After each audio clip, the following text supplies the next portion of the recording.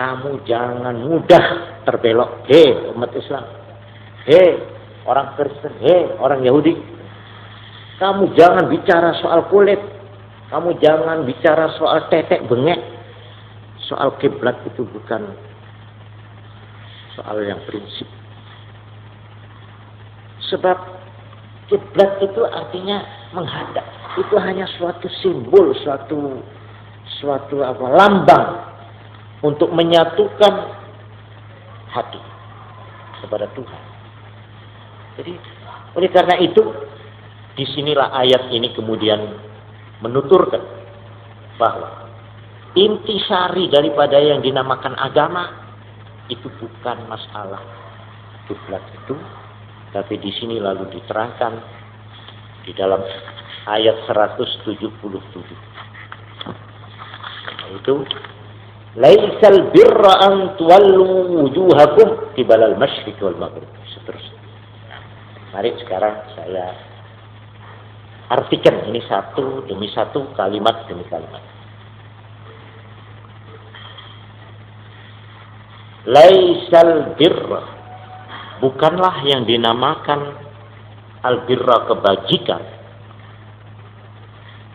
yang merupakan inti agama, antuwallu wujuhakum, untuk menghadapkan wajahmu fis sholati, di dalam waktu sembahyang, qibalal masyriq wal maghrib, ke arah timur dan barat. Itu bukan soal pokok. Walakinnal birra, tetapi yang dinamakan intisari kebajikan agama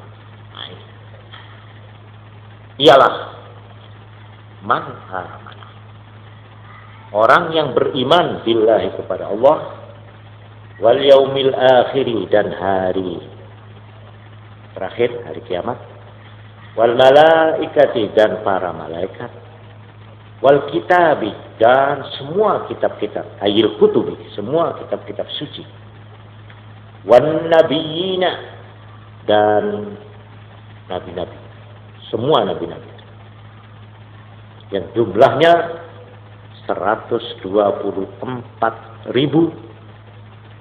tetapi yang disebut di dalam Quran hanya 25 orang yang disebut namanya.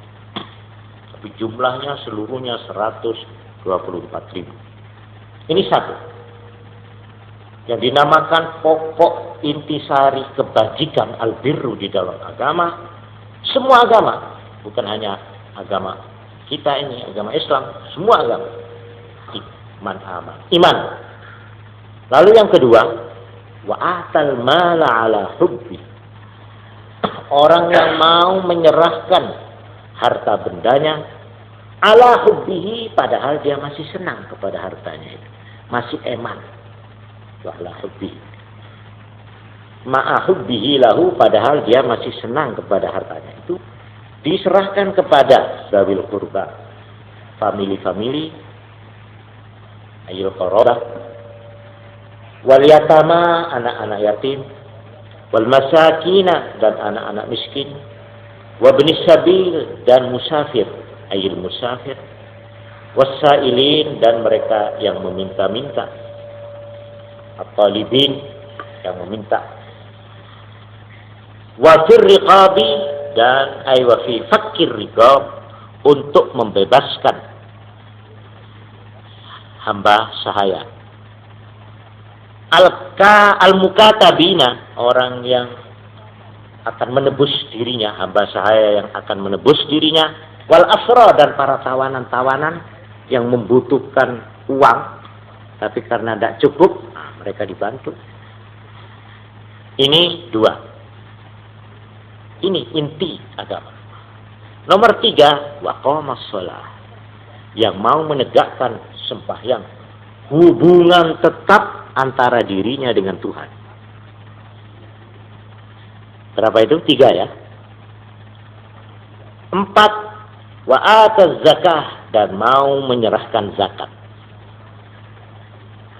5, wal mufuna bi ahdihim, mereka yang memenuhi janjinya. Iza ahadu, apabila mengadakan perjanjian Allah kepada Allah, awin nasa, atau manusia.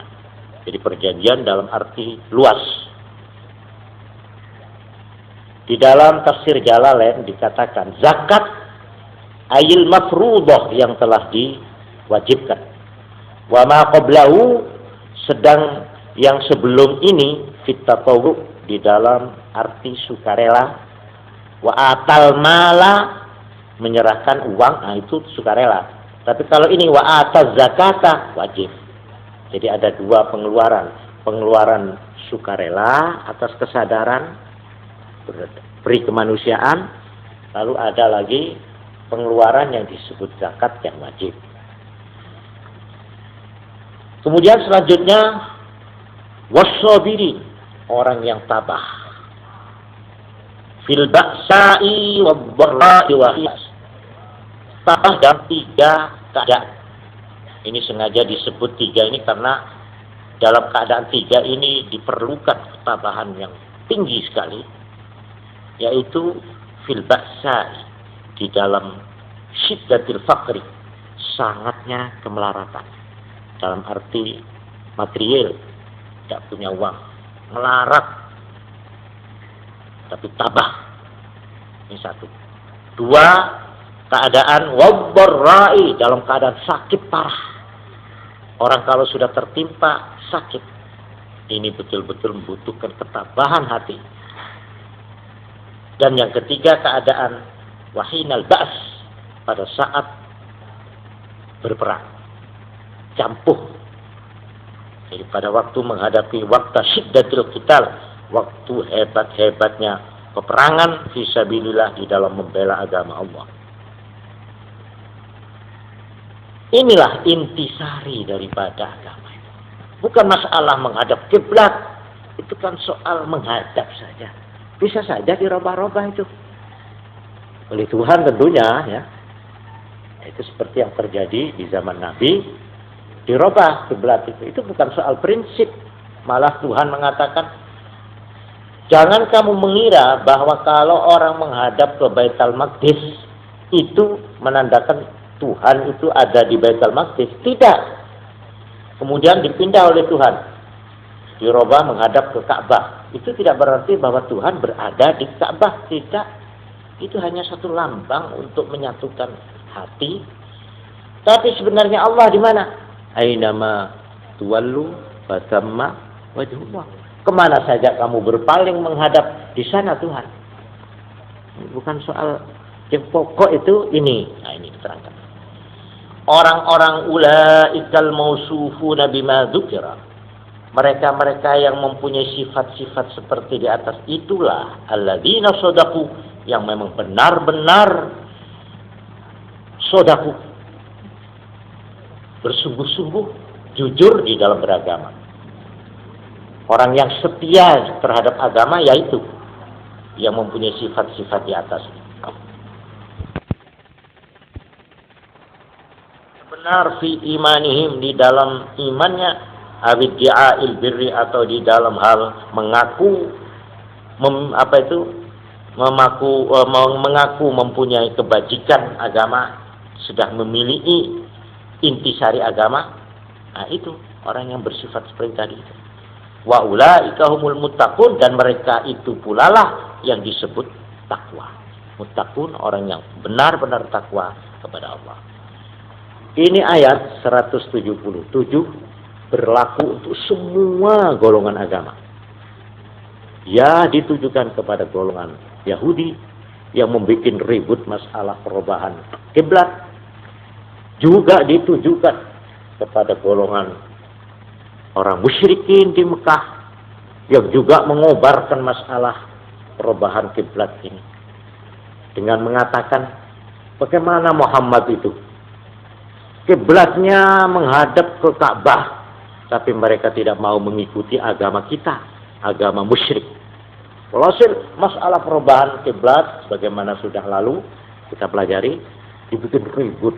Nah, ayat ini merupakan palu godam dari Tuhan untuk memperingatkan kepada orang Yahudi, juga kepada orang musyrikin, dan sekaligus kepada pengikut-pengikut Nabi Muhammad SAW. Ini arti secara kalimat demi kalimat. Sekarang perlu kamu catat ini, supaya kita dapat memahami secara agak mendalam. Coba itu yang nimbo itu suruh berhenti.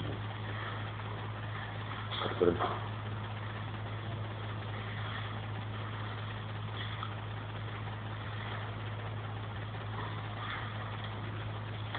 Satu kata yang digunakan di dalam ayat ini yang perlu dikupas, yaitu kata-kata albirru. Kata-kata albirru ini banyak disebut-sebut di dalam Al-Quran. Bukan hanya di dalam ayat ini. Umpamanya ayat wa ta'awanu 'alal birri wat taqwa. Ada lagi ayat lan tanalul birra hatta tunfiqu mimma tuhibbun. Ada lagi ayat lain, atakmurunan nasa bil birri wa tansawna anfusakum. Ada lagi disebut dalam ayat yang lain, wa tanajau bil birri wat taqwa. Ini kata-kata albirru di dalam Quran banyak disebut di dalam beberapa ayat dan surat. Malah Tuhan sendiri disebut wal barrur rahim. Bukan saja Tuhan, malaikat pun dinamakan barrun. Kiramim baroroh. Juga dari kata-kata albirru, hamba-hamba Tuhan yang setia, yang takwa disebut inna abroro lafi na'im. Ini abror dari kata-kata albirru.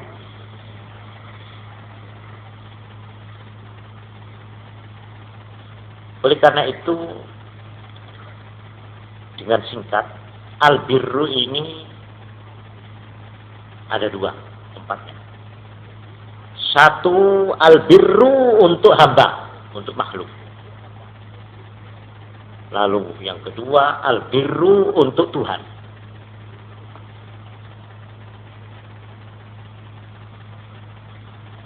Dengan menggunakan ayat-ayat yang menyebut tentang albirru di dalam Quran, ya macam-macam surat dan macam-macam ayat, maka bisa diambil kesimpulan bahwa yang disebut atau yang dimaksud dengan albirru, yaitu untuk hamba, adalah merupakan himpunan. Sekali lagi saya ulangi, sekumpulan, himpunan dari yang namanya kebajikan-kebajikan yang meliputi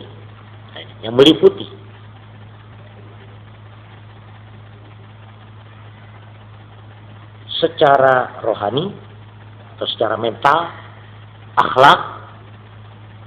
Ini satu. Juga meliputi yang namanya karya-karya atau perbuatan-perbuatan, amal-amal, ya, kebaktian. Amal-amal kebaktian. Jadi kecuali sifat-sifat rohaniyah, sifat yang bersifat psikologis, bersifat mental, ya, bersifat akhlak, maka kata-kata albirru juga meliputi perbuatan-perbuatan lahir. Ini yang albirru untuk hamba. Lalu kata-kata albirru untuk Tuhan, artinya was-sawab war-ridha wal mahabbah. Memberi pahala, menyatakan senang dan ridhanya Allah dan cintanya. Jadi pahala, keridhaan dan kecintaan Tuhan itu disebut albirru. Nah, titik. Sekarang secara singkat dari ayat 177 ini, ya, maka kita bisa membagi menjadi 3 kelompok albirru. Albirru yang disebut di dalam ayat 177 surat Baqarah ini bisa kita jadikan 3 kelompok. Coba sekarang supaya pemahaman kita terhadap ayat ini sedikit mendalam, perlu saya terangkan tentang 3 kelompok ini secara singkat. Pertama, albirru fil aqidah. Kedua, albirru fil amal. Dan yang ketiga, albirru fil khuluq atau fil akhlak. Ini semua tersimpul di dalam ayat ini. Ayat 177 dari surat Al-Baqarah. Apa itu yang dimaksud dengan albirru fil aqidah? Di dalam ayat ini dijelaskan 5 unsurnya yang dinamakan kebajikan di dalam kepercayaan atau intisari daripada kepercayaan. Ini di dalam ayat ini dijelaskan ada 5 unsurnya atau pokoknya. Pertama, iman kepada Allah.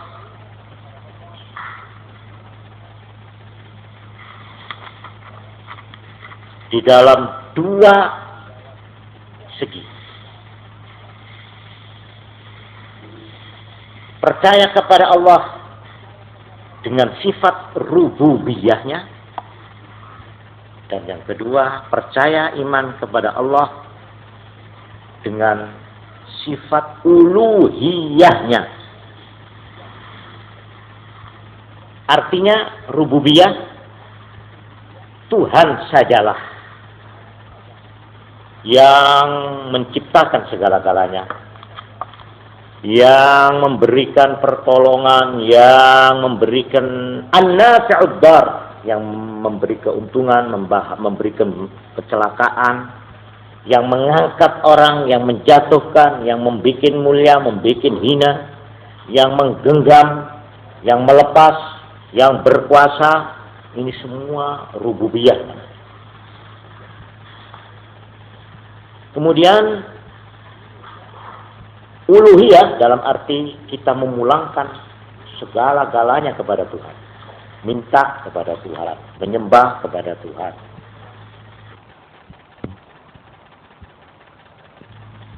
Yang baik dan yang buruk secara teliti dan cermat. Ini pokok yang kedua. Iman kepada Allah, iman kepada hari pembalasan, hari kiamat. Ini merupakan titik tolak dan titik akhir. Perjalanan manusia ini dimulai dari titik pertama, yaitu diciptakan oleh Allah, lalu beramal, sampai kepada titik akhir, yaitu dibalas, hari pembalasan. Ini ujung, 2 ujung.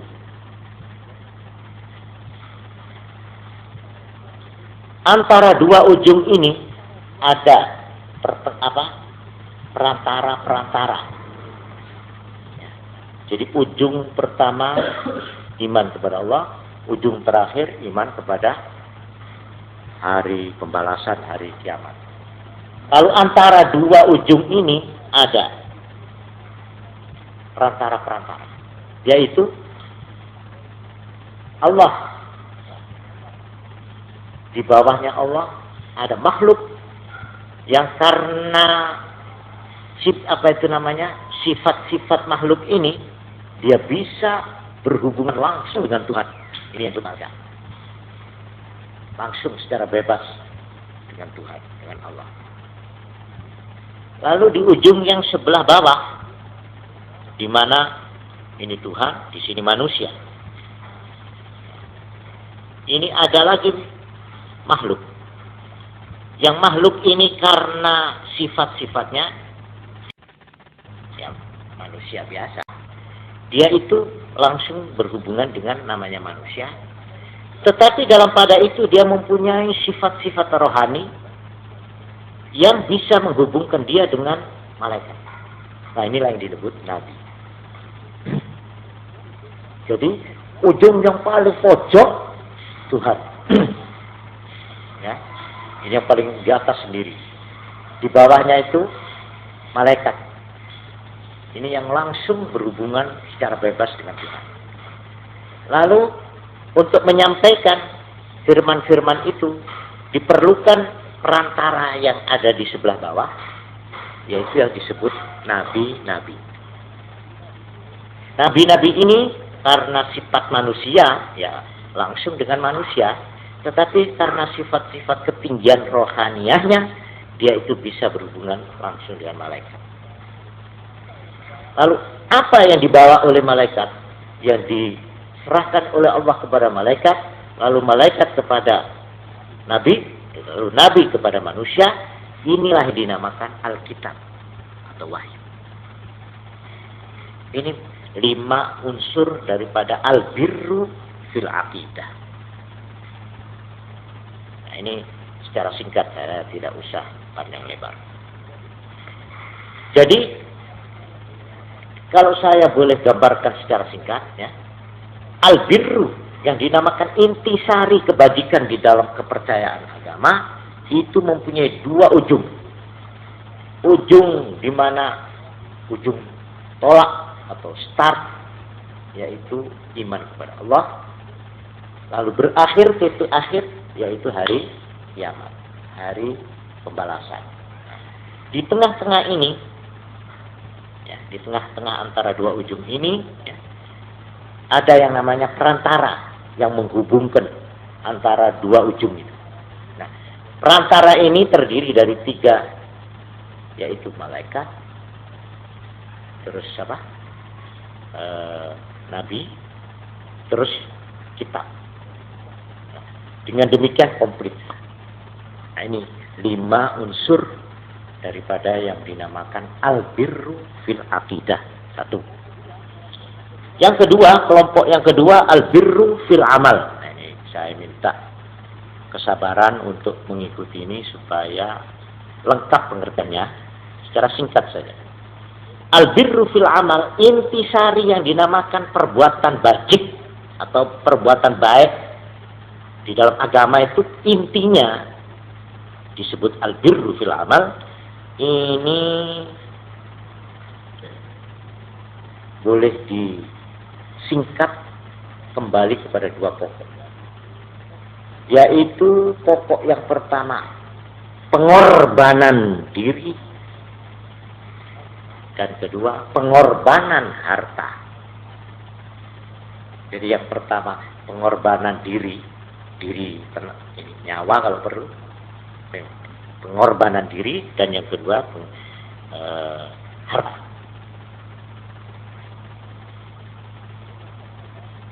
Ini yang pokok. Pengorbanan diri ini dilambangkan di dalam ayat ini dengan disebut as-shalah, sembahyang. Ini penyerahan, pengorbanan, pemasrahan diri. Ini disebut di dalam ayat ini sholat pertama. Memang sholat itu lambang daripada penyerahan seorang hamba yang mengadakan hubungan permohonan kepada Tuhan. Ini penyerahan yang dimulai dengan kata-kata Allahu Akbar. Hanya Allah lah yang maha besar. Ini penyerahan diri. Lalu penyerahan harta digambarkan di dalam ayat ini di dalam 2 bentuk.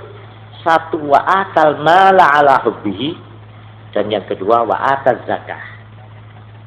Pengorbanan harta secara sukarela berdasar atas kesadaran batin seseorang, dan yang kedua berdasar atas kesetiaan menjunjung tinggi perintah, yaitu kewajiban zakat.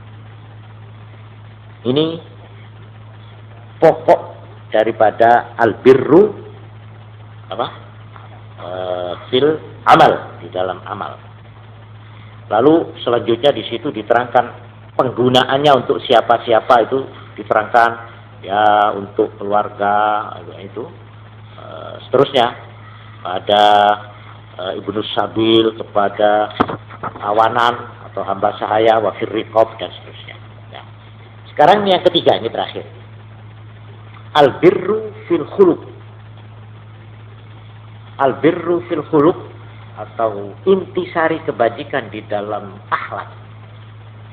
Di dalam ayat ini dipulangkan kepada dua pokok juga. Yaitu pokok pertama, memenuhi kewajiban. Ini satu. Yang di dalam ayat ini dikatakan wal mufuna bi ahdihim idza ahadu. Memenuhi janji apabila mereka sudah mengadakan perjanjian, baik perjanjian itu kepada Tuhan maupun perjanjian dengan manusia. Ya, jadi perjanjian antara hamba dengan Tuhannya, perjanjian antara manusia dengan manusia temannya, atau perjanjian antara negara dan negara, atau perjanjian antara golongan dan golongan, perjanjian antara masyarakat dengan masyarakat yang lain. Ini pertama, ini pokok pertama, menunaikan atau memenuhi kewajiban. Ini satu. Lalu yang kedua, pokok mengatasi dan menghadapi bencana dan rintangan-rintangan dalam hidup dengan mengatasi dengan gagah. Ya. Ini yang kedua, pokok yang kedua, menghadapi dan mengatasi itu artinya mengalahkan, menundukkan rintangan-rintangan yang berupa bencana-bencana, di mana tadi sudah saya terangkan bencana yang paling hebat yaitu 3. Bencana kalau kita itu ditimpa dalam arti material, bencana habis musnah sampai jadi orang melarat, atau yang kedua dalam arti sakit sehingga tidak berdaya, dan yang ketiga dalam waktu menghadapi peperangan. Yang digunakan dalam ayat ini adalah kata-kata wassobirin, sobar. Ini pokok al-birru fil khuluq yang kedua. Sobar ini jangan diartikan tunduk dan menerima tanpa mengadakan perlawanan, tanpa ada usaha. Itu namanya fatalisme. Itu tidak dibenarkan oleh agama.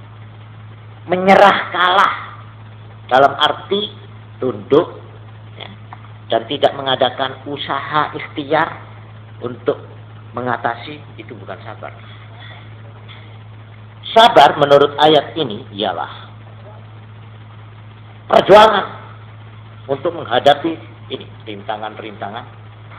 Kalau boleh saya katakan, ketabahan untuk mengadakan perlawanan dengan mencari usaha-usaha untuk membebaskan diri daripada rintangan-rintangan. Rintangan dalam arti yang seluas-luasnya, tapi di sini yang ditonjolkan adalah 3. Dalam 3 keadaan ini diperlukan ketabahan dan sifat gagah dari seseorang yang menyebut dirinya orang beragama untuk mengatasi dan mengalahkan 3 keadaan itu, yaitu di sini diterangkan fil ba'sa, di dalam kefikiran penderitaan material. Di sini diperlukan ketabahan. Orang yang di dalam ba'sa, di dalam penderitaan material, dia sanggup memelihara imannya, dia sanggup mengatasi kesulitannya.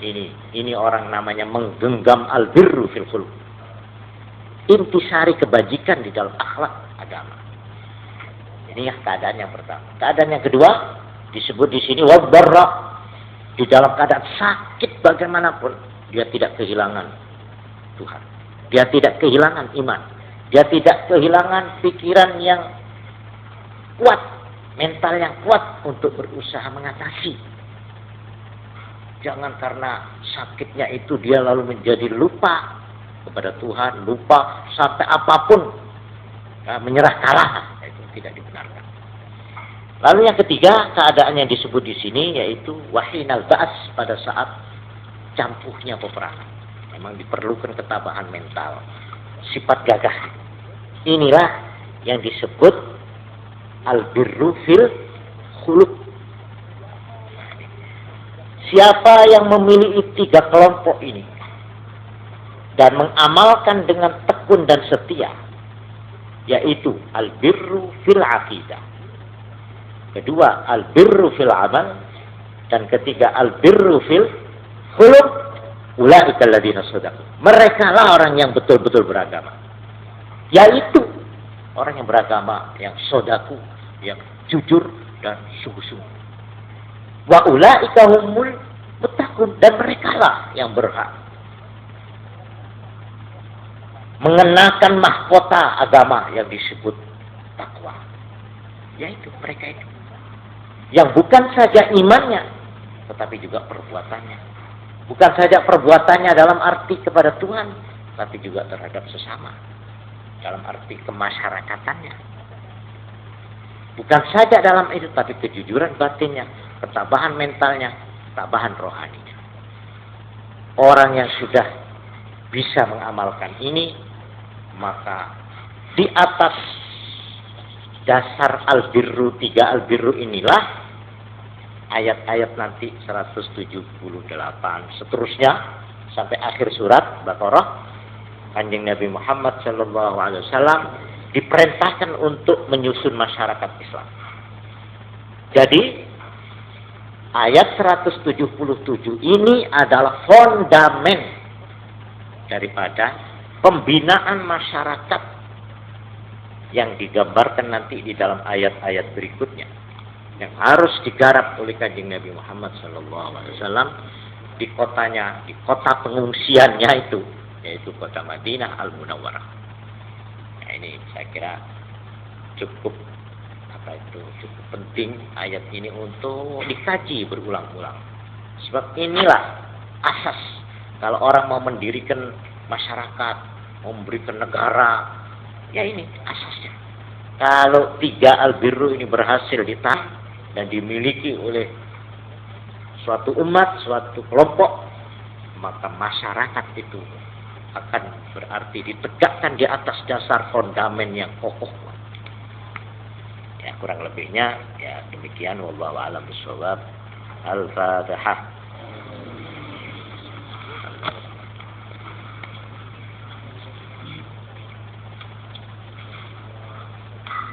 Allahumma shalli ala Muhammad.